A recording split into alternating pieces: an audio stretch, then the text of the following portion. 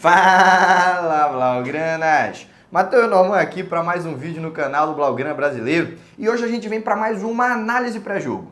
Você que é novo aqui no canal, não está acostumado com a dinâmica das nossas postagens, na antevéspera, portanto 2 dias antes do Barcelona entrar em campo, a gente sempre solta uma análise do adversário, comenta o encaixe tático, tenta antever a escalação do Barcelona na partida daquela rodada. Independentemente do jogo ser grande ou pequeno, a gente sempre traz essa programação. E meus parabéns para você que é tão torcedor do Barça que está assistindo uma análise pré-jogo de uma partida contra o Levante. Eu não sei nem se não fosse a minha obrigação, se eu estaria aqui fazendo esse vídeo. E você que não tem obrigação de nada, tá aí do outro lado assistindo, ó. Parabéns pra você, você é muito blaugrana mesmo. E a gente vai já compartilhar as informações, tentar rechear esse vídeo de informações úteis, mas antes disso, aquele lembrete, você sabe que é importante? Curte o vídeo, se inscreve no canal, hypa! Fazendo tudo isso, você está me ajudando a continuar crescendo e a levar um conteúdo cada vez melhor para blaugranas espalhados pelo mundo inteiro. Já curtiu? Se inscreveu? Hypou? Ah, então vamos lá! Você me deu o seu engajamento, deixa eu te devolver entretenimento. E vamos falar do Levante, uma equipe que tem tradição de disputar a primeira divisão, mas também tem tradição de vez em quando cair e ficar um tempinho na segunda. O Barcelona tem um histórico muito positivo jogando contra a equipe do Levante, mas ao mesmo tempo um dos seus grandes traumas acontece justamente numa partida contra o Levante. Você que é torcedor há mais tempo deve lembrar que na temporada 17-18 o Barcelona foi campeão espanhol, tinha a oportunidade de ser campeão invicto, algo inédito na história do futebol espanhol. Na Premier League já teve o Arsenal lá na temporada 03-04, mas em La Liga nunca teve, mesmo com Real Madrid e Barcelona, esses colossos que já montaram times de 100 pontos na competição, invictos, nunca terminaram as 38 rodadas de La Liga. O Barcelona tinha essa oportunidade e perdeu pro Levante de 5-4. Não foi de 1-0 não. Metemos 4 gols nos caras e mesmo assim perdemos a invencibilidade no campeonato.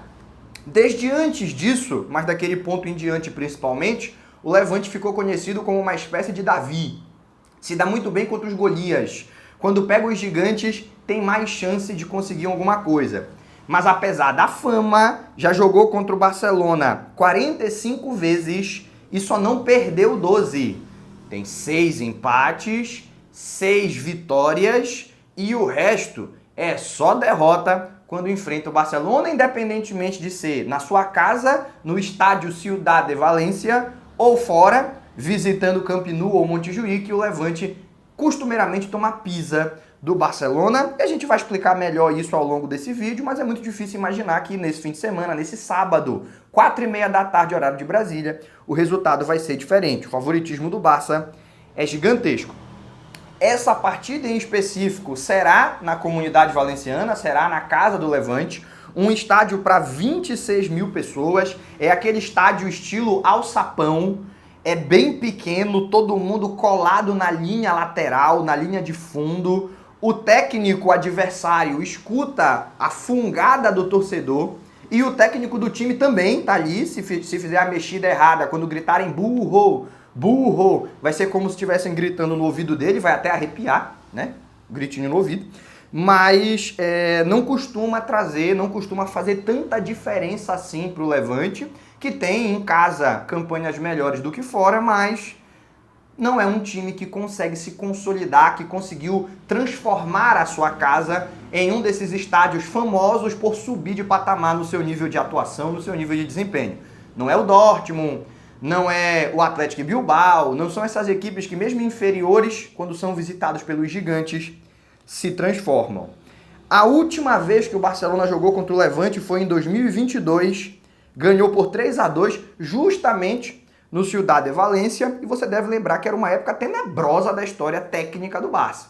O Messi tinha acabado de sair, a gente estava naquele limbo de falta de ídolos, o desempenho do Ansu Fati até nos enchia os olhos, muito pelo que ele poderia vir a ser um dia, e não necessariamente pelo que ele já era. Quem veio nos salvar naquela temporada foram Aubameyang e Luuk de Jong, muito carinho pelos dois, mas se esses são os grandes ídolos da temporada, é porque tem alguma coisa errada. O Barcelona é um time muito maior que isso.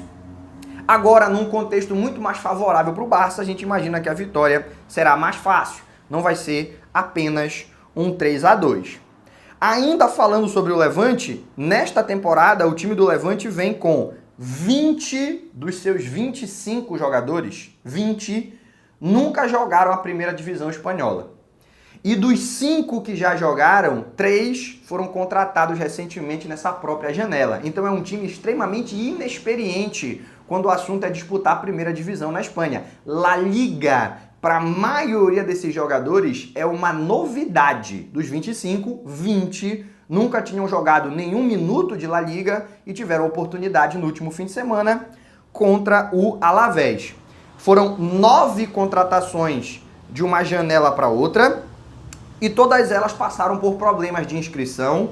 Não se sabe se até o jogo contra o Barça essas contratações vão estar inscritas, mas na partida contra o Alavés, ninguém dos que foram contratados recentemente, que foram contratados nas últimas semanas, o Levante conseguiu botar para jogar. O grande reforço que entrou em campo foi o goleiro Pablo Cunha, que é mais um desses que nunca tinha jogado La Liga, veio do Cartagena, que também é de divisões inferiores do futebol espanhol e vai ser o titular do Levante durante a temporada.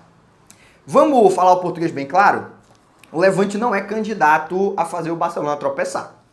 Quando o treinador do Levante foi fazer o seu planejamento de pontos, para quem não sabe, isso existe no futebol, você projeta quantos pontos você precisa para alcançar o seu objetivo e vai contando nos jogos aqueles que você vai precisar ganhar, empatar, pode perder para poder alcançar esse objetivo.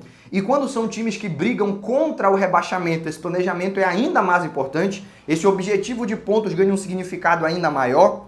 Eu tenho absoluta certeza que o técnico do Levante, quando olhou o nome do Barcelona, botou derrota dentro e fora de casa. Vamos perder. A segunda rodada nós vamos perder. Nós temos que ganhar do Alavés, nós temos que ganhar do Oviedo, nós temos que ganhar do Sevilha, tradicional, mas vai brigar para não cair essa temporada, a gente já falou isso aqui em vários momentos. Eu tenho que ganhar desses caras. Do Barcelona, eu perco a ida e a volta e tanto faz. Às vezes, se eu ganhar deles, é até pior, que eu chamo a atenção, os caras começam a me estudar e me levam mais a sério. Melhor tomar uma pisa logo, que aí a gente já vai ser menosprezado pelos rivais diretos e vai conseguir ter mais facilidade. Obviamente, se for possível, se o jogo transcorrer de uma forma em que faltando 15 minutos ainda está empatado, o Levante vai acreditar que pode roubar pontos. O Levante pode acreditar que pode ser a zebra da rodada. Mas o normal é que, pré-jogo, eles já planejem a derrota e entrem em campo para evitar a humilhação, principalmente levando em conta que estão na frente do seu torcedor. É um time que, na estreia contra o Alavés, teve um desempenho deplorável. A gente já falou isso aqui em outros momentos, você que é torcedor santista, eu peço até desculpa, mas a realidade é essa. Os times que brigam para não cair não podem fazer o que faz o Santos. Não adianta ganhar do Flamengo e perder do Vasco. Não adianta ganhar do líder e perder do confronto direto, do adversário que está ali brigando contra o rebaixamento do seu lado. É muito mais interessante fazer o contrário. Você vai ter os mesmos 3 pontos, só que você não vai dar 3 pontos de brinde para quem está lutando contra você. E a gente sabe que, no quesito rebaixamento, 1 ponto pode ser a diferença entre a salvação e mais um ano disputando segunda divisão. De maneira que o trânsito aqui tentando atrapalhar o nosso vídeo, mas nós não vamos parar. Não sei se você escutou, essa buzina foi bem aqui na porta do estúdio. O Levante foi jogar, visitou o Alavés e levou muito a sério essa proposta de não deixar pontos para adversários diretos. O Alavés é uma equipe que vai brigar contra o rebaixamento, então essa estreia era de suma importância para os dois. Era o primeiro jogo da temporada e já tinha cara de final. E o Levante foi para tentar empatar. Jogando contra o Alavés, deu a bola para o adversário. E o Alavés, pessoal, você já ouviu falar do Getafe? O Getafe do Bordalás? O time mais estressante de La Liga, o time que é mais conhecido pelo antijogo. Pois eu te trago um dado surpreendente. O Alavés era o time de La Liga que superava o Getafe em tempo de jogo perdido.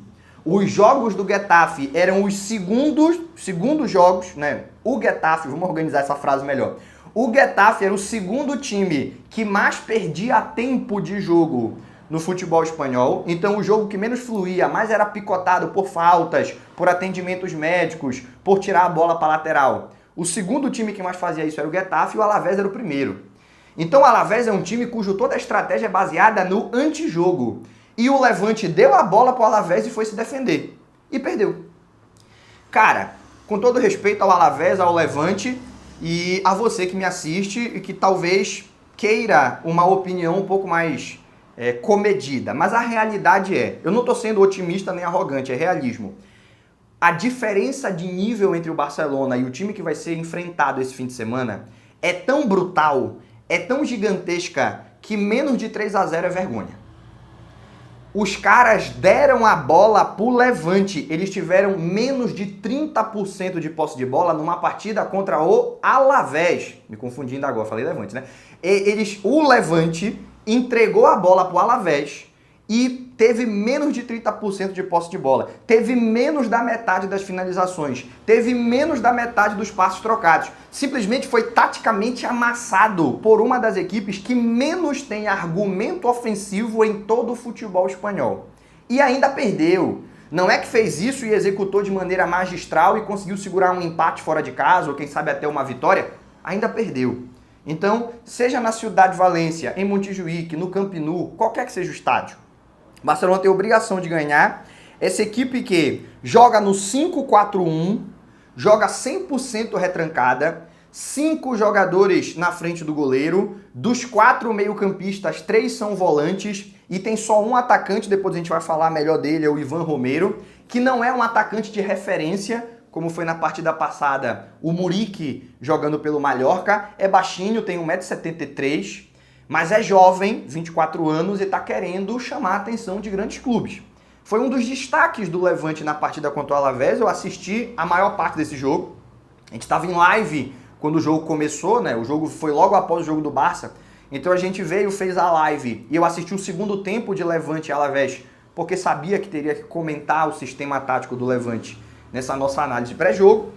E me chamou a atenção o Ivan Romero, no tempo em que ele esteve em campo, muito voluntarioso, raçudo, brigador, não é muito físico, mas tem velocidade e conseguia segurar a bola no campo ofensivo cavando faltas. É muito mais fácil fazer isso contra o Alavés do que contra o Barcelona, mas mesmo assim a gente vai já falar melhor dele quando for abordar o top 3 dos caras, os 3 melhores jogadores do adversário. De maneira que é um time que não tem uma proposta clara de contra-ataque. Jogando contra o Alavés, fora de casa, portanto o empate era um bom resultado, confronto direto, em casa você ganha e fora você empata. Tentou se defender e contra o Barcelona não deve ser diferente. 5 jogadores bem recuados, bem próximos do goleiro. 4 meio-campistas, dos quais 3 são volantes e um tem um pouco mais de qualidade na saída. E um atacante que tenta puxar os contra-ataques, mas que no fundo tenta muito mais manter a bola no campo de ataque para a defesa defender, até que venha a próxima leva, até que venha a próxima sequência de ataques do adversário. Quanto ao Alavés foi assim, quanto o Barcelona deve ser igual. É uma equipe, portanto, que eu não vou mentir para você, eu não conheço de longa data, eu não acompanhei o Levante na segunda divisão. A maioria das opiniões que eu estou trazendo é baseada nessa primeira partida que a gente viu.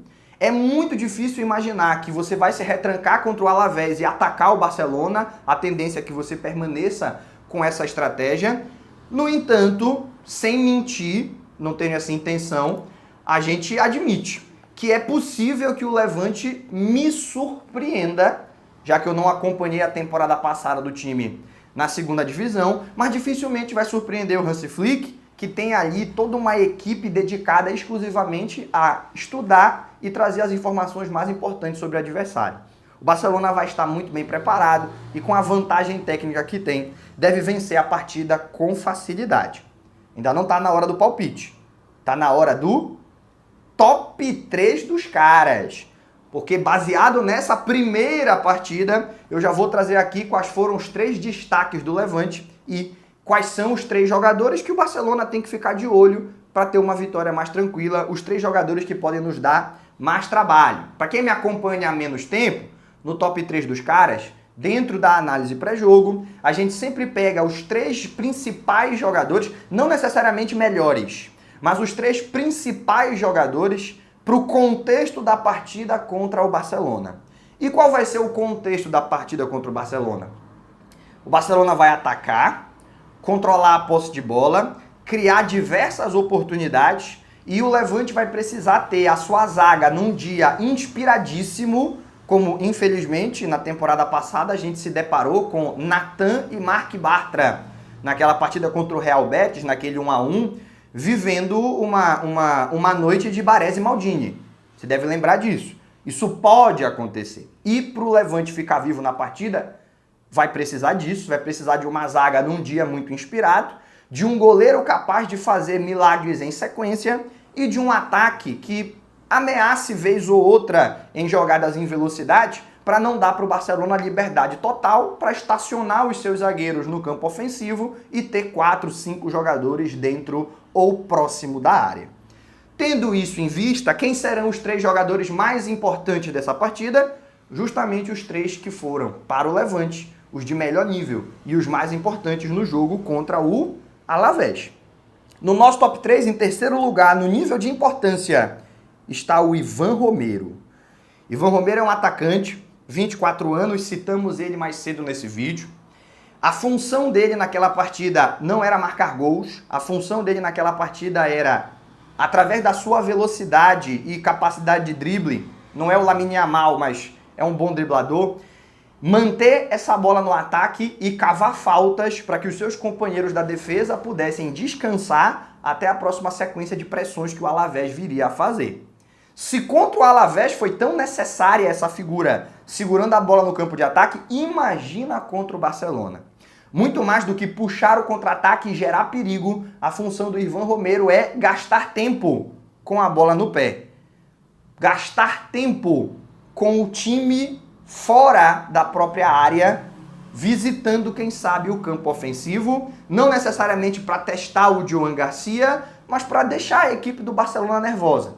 0-0, 20 minutos do segundo tempo, o atacante adversário fazendo uma fumaça desgraçada na ponta, você pode fazer uma falta lateral, chama os zagueiros para a área e aí sim, a grande oportunidade do Levante vai aparecer, com os seus zagueiros podendo, na bola parada, fazer a diferença.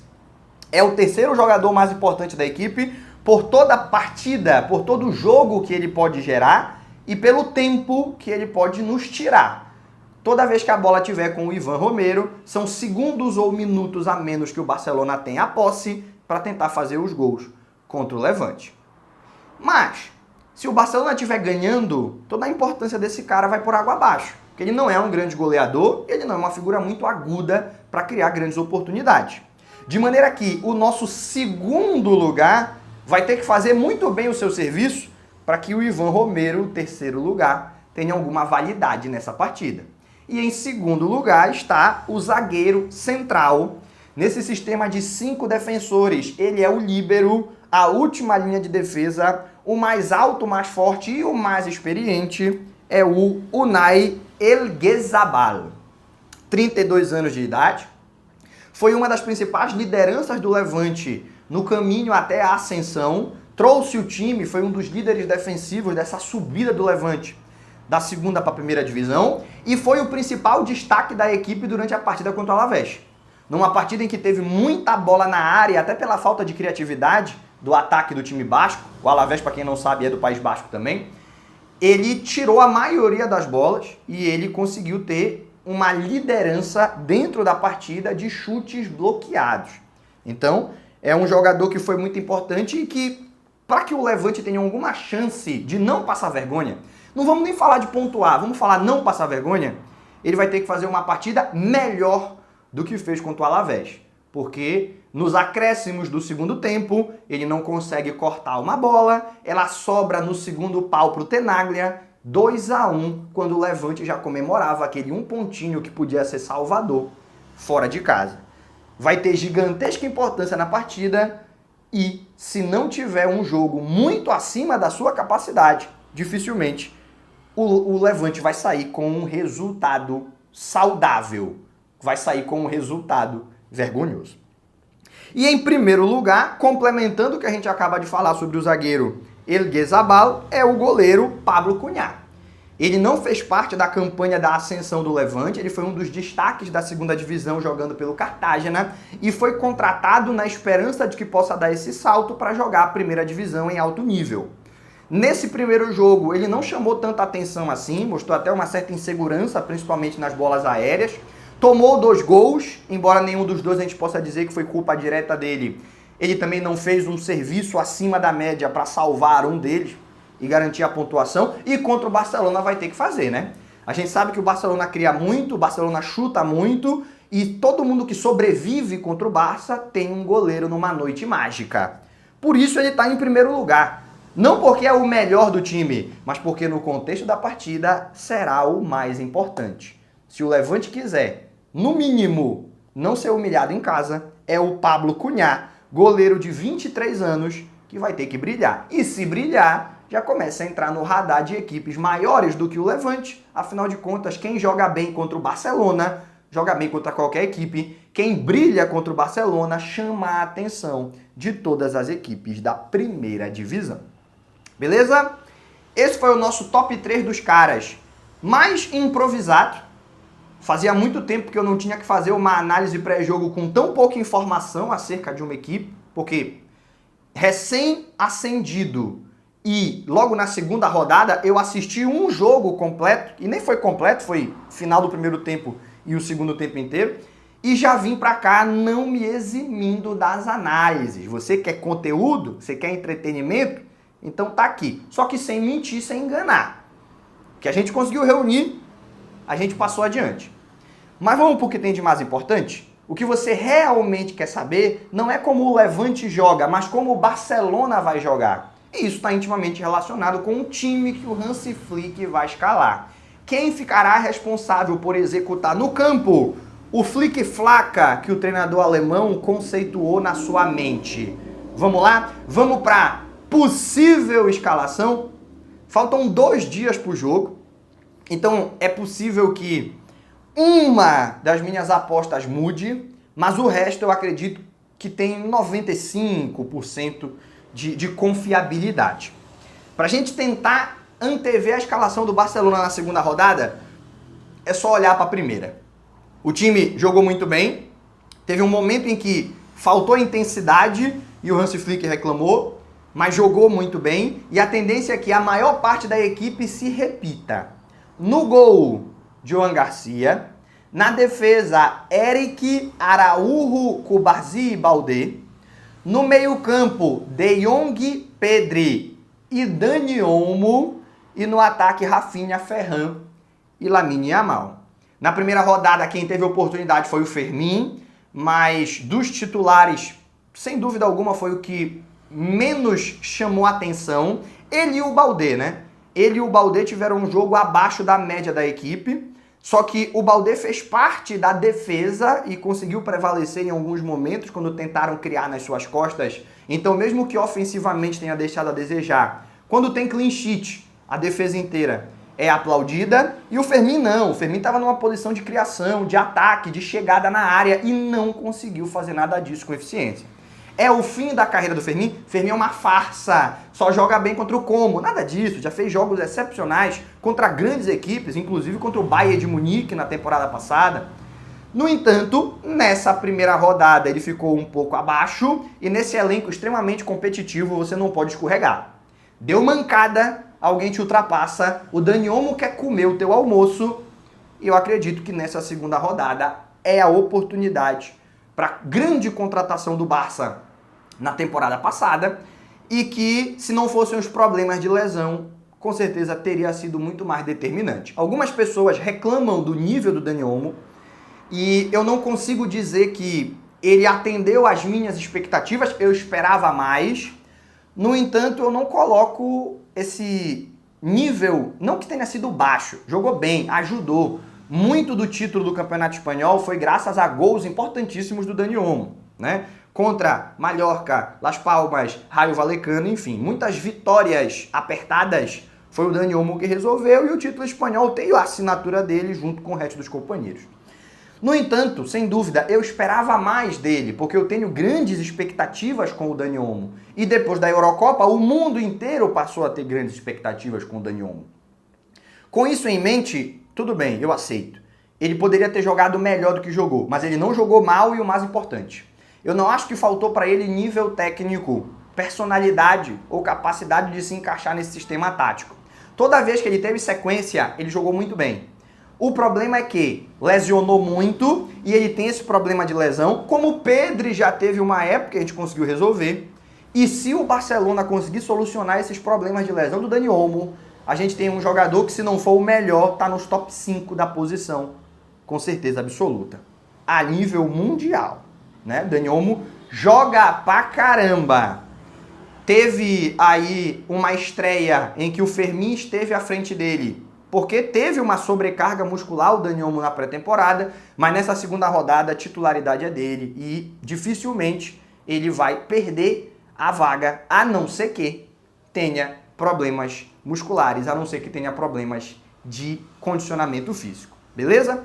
Um outro questionamento que você pode fazer nessa minha provável escalação é o Lewandowski. Peraí, pô, tu já não falou que o Lewandowski voltou, tá treinando?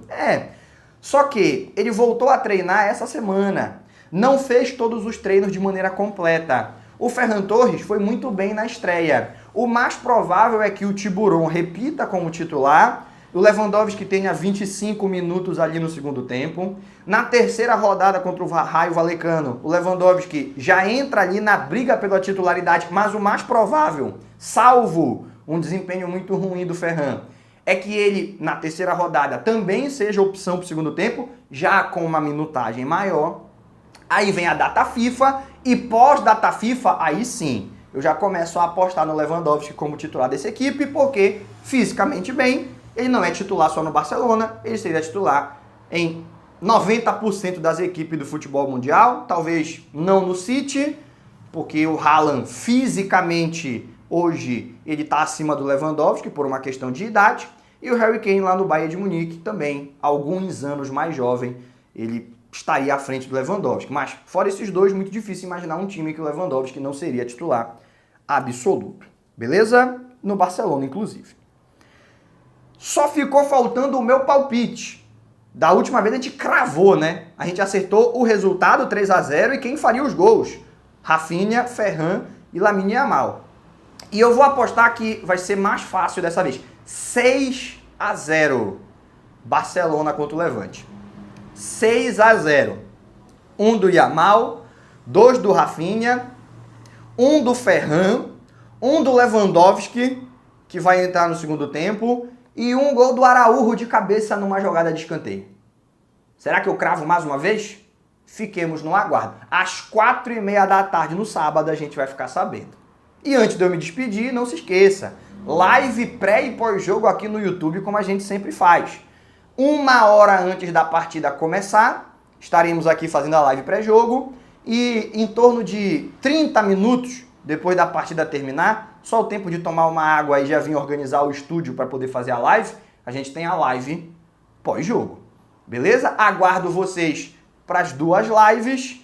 Esse vídeo, as informações que eu tinha para compartilhar já acabaram, então eu vou me encaminhando para o final. Mas se você ficou até aqui é porque gostou. Vídeo aí de mais de 30 minutos, você assistiu até o final, você gostou, pô. Então fica aqui com a gente, curte o vídeo, se inscreve no canal, ativa as notificações para não perder nada do nosso conteúdo, hypa esse vídeo para ele ganhar mais repercussão. Fazendo tudo isso, você está me ajudando a ganhar cada vez mais repercussão, você está me ajudando a continuar crescendo e a levar um conteúdo cada vez melhor para blaugranas espalhados pelo mundo inteiro. Por hoje, a gente encerra. Aquele abraço e até o próximo vídeo.